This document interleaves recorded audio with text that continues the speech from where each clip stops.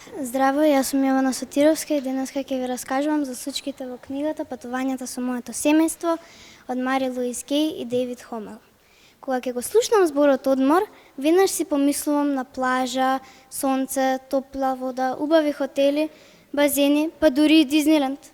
Вие? Дали и вие како јас помислувате на истото? Да.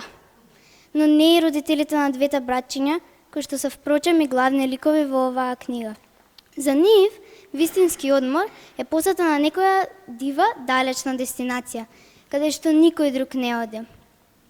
Јас веднаш си помислувам, не е ни чудо, никој не сака да оди таму. Дури и нивната мачка Миро не била поштедена од овие патувања.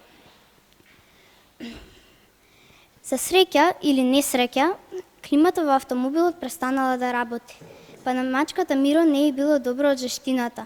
Затоа, тие морале да ја остават на поседот кај нивните баба и дедо.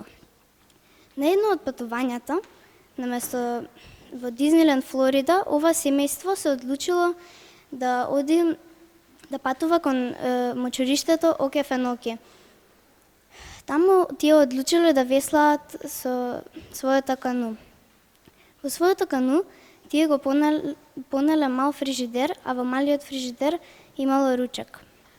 Еден од чуварите ги гледал како да ќе станат десерт на некој од алигаторите кои се наоѓале во мочуриштето.